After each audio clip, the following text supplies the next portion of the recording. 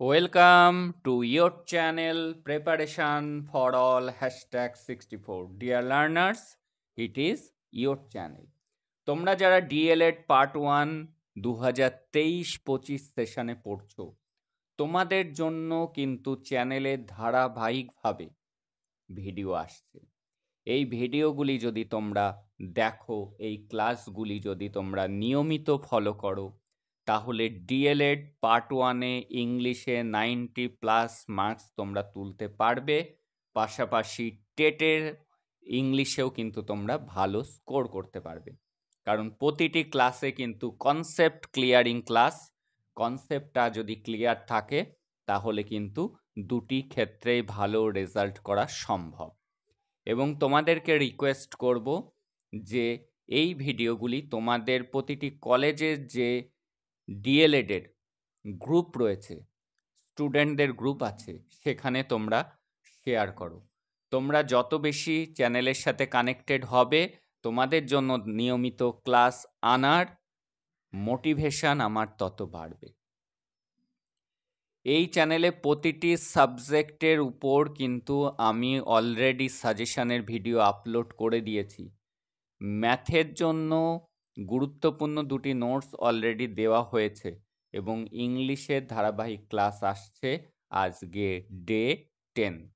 এই ভিডিওর ডেসক্রিপশানে লিঙ্ক থাকবে, যারা দেখোনি সেখান থেকে দেখে নিও। আজকে একটি গুরুত্বপূর্ণ question, what are the main features of audio lingual method. এই অডিও লিঙ্গুয়াল মেথডটা কি, এটি কিন্তু টেটের জন্য খুব গুরুত্বপূর্ণ একটি topic. The audio lingual method was widely used in 1950s and 1960s। এই অডিও লিঙ্গুয়াল মেথড 1950 এবং 60-এর দশকে ব্যবহার হতো ব্যাপকভাবে। And the emphasise was not on the understanding of words, but rather on the acquisition of structure and patterns in common everyday dialogue. এই মেথডে জোরটা কিন্তু আন্ডারস্ট্যান্ডিং অফ ওয়ার্ডস এর উপর ছিল না। কিসের পরে জোর দেওয়া হতো? Acquisition of structure, patterns in common everyday dialogue. প্রত্যেক দিন আমরা যেসব কথাগুলি বলে থাকি, যেসব সেন্টেন্স বলে থাকি, সেই সব সেন্টেন্সের প্যাটার্ন শেখানো হতো, এবং যাতে তারা স্টুডেন্টরা ফ্লুয়েন্টলি টার্গেট ল্যাঙ্গুয়েজ, অর্থাৎ এখানে ইংলিশের কথা বোঝানো হয়েছে, ইংলিশটা তারা ফ্লুয়েন্টলি বলতে পারে। দ্য প্যাটার্নস আর এলিসিয়েটেড, এটি প্রকাশ করা হতো। রিপিটেড, বারবার করে তাদেরকে প্র্যাকটিস করানো হতো। টেস্টেড, তারপরে পরীক্ষা নেওয়া হতো। আনটিল, যতক্ষণ না পর্যন্ত the responses given by the student in a foreign language, যতক্ষণ না পর্যন্ত সেই বিদেশি ভাষাটা স্টুডেন্টরা আয়ত্ত করতে পারছে। এইবার সাম ক্যারেক্টারিস্টিক্স অফ দিস মেথড আর, এই মেথডের কিছু বৈশিষ্ট্য। এই যে লিঙ্গুইস্টিক মেথডে, অডিও লিঙ্গুইস্টিক মেথডে আসবে কোন জিনিসটা ব্যবহার করা হয়, সেটি হলো ড্রিলস, অর্থাৎ অ্যাক্টিভিটি টেস্ট দেওয়া হয়। Drills are use to teach structural pattern. যেমন এই যে স্ট্রাকচারাল প্যাটার্ন তাদেরকে শেখানো হলো, প্রথমে সাবজেক্ট, তারপরে ভার্ব, তারপরে অবজেক্ট বসিয়ে দেবে, দিয়ে প্রতিটি সেন্টেন্স তুমি বলতে পারবে। যেমন আই সাবজেক্ট, ভার্ব প্লে, এর অবজেক্ট হলো ক্রিকেট, আই প্লে ক্রিকেট। এইভাবে pattern, I eat rice, pattern শিখিয়ে দেওয়া হলো, প্রথমে সাবজেক্ট, তারপরে ভার্ব, তারপরে অবজেক্ট। আরও একটা ধরো উদাহরণ, প্যাটার্ন শিখিয়ে দেওয়া হলো I want to, I want to. এইবার বলে দেওয়া হলো এখানে V1 ফর্ম বসবে। আই ওয়ান্ট টু মানে আমি চাই, আমি যেতে চাই, আই ওয়ান্ট টু গো। আমি খেলতে চাই, আই ওয়ান্ট টু প্লে। আমি পড়তে চাই, আই ওয়ান্ট টু রিড। এটা হলো প্যাটার্ন। স্পোকেন ইংলিশ শেখার ক্ষেত্রে কিন্তু এই প্যাটার্ন ফলো করা হয়। কিছু প্যাটার্ন শিখলে কিন্তু আমরা স্পোকেনটা বলতে পারি, এবং অডিও লিঙ্গুয়াল মেথডেও কিন্তু সেটিকেই ফলো করা হতো, প্যাটার্নের উপর জোর দেওয়া হতো।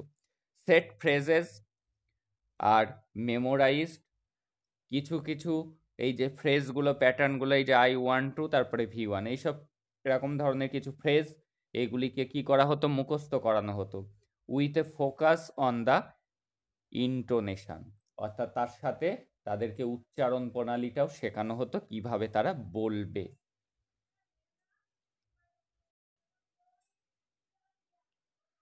আর কি, গ্রামাটিক্যাল এক্সপ্লানেশন আর কেপ টু এ মিনিমাম।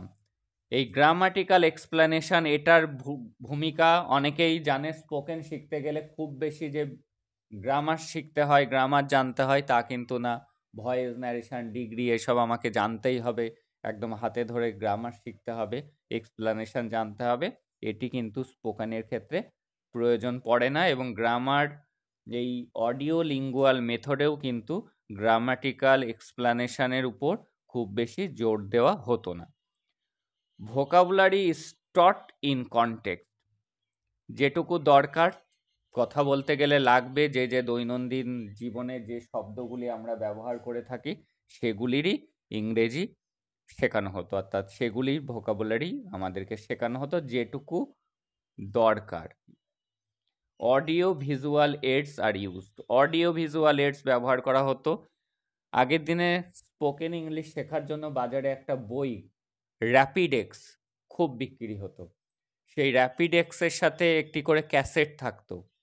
কিসের জন্যে? যাতে স্টুডেন্টরা যারা শিখছে, লার্নার, তারা বারবার চালিয়ে শুনতে পারে। সেই অডিও ভিজুয়াল এইডসের উপর এখানে কিন্তু গুরুত্ব দেওয়া হয়। যেমন যারা সিবিএসসি বোর্ডে পড়ে তাদেরকে প্রজেক্টরের মাধ্যমে বিভিন্ন কার্টুন দেখিয়ে শেখানো হয়। এটি হলো audio visual AIDS. Focuses on pronunciation, উচ্চারণের পরে কিন্তু জোর দেওয়া হয়। সুন্দর উচ্চারণ হলে তবেই কিন্তু ইংরেজিটা শুনতেও ভালো লাগে। Audio lingual method treated each language skill, প্রতিটি ল্যাঙ্গুয়েজ স্কিল সেপারেটলি আলাদা আলাদাভাবে জোর দেওয়া হয়েছে এই অডিও লিঙ্গুয়াল মেথডে। কি কি মনে রাখতে বলেছি?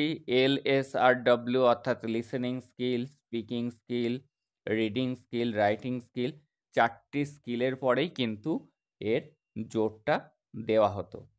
The skill of writing and reading are not neglected, but the main focus remained on listening and speaking. এটি আর হবে না, এটি যেহেতু পাস্ট টেন্সের কথা, এটা ওয়ার হবে।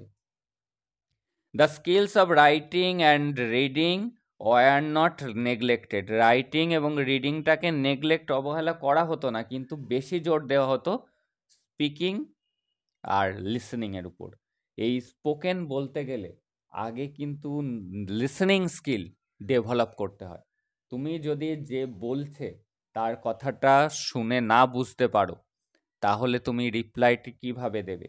সেই জন্য স্পোকেন শিখতে গেলে সব থেকে গুরুত্ব দেওয়া হয় লিসেনিং দেন স্পিকিং, এই দুটো স্কিলের উপর কিন্তু গুরুত্ব দেওয়া হয়।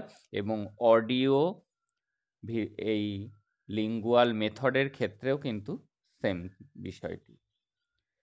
Hair language laboratory is used as an important teaching aids, গুরুত্বপূর্ণ টিচিং এইডস হিসাবে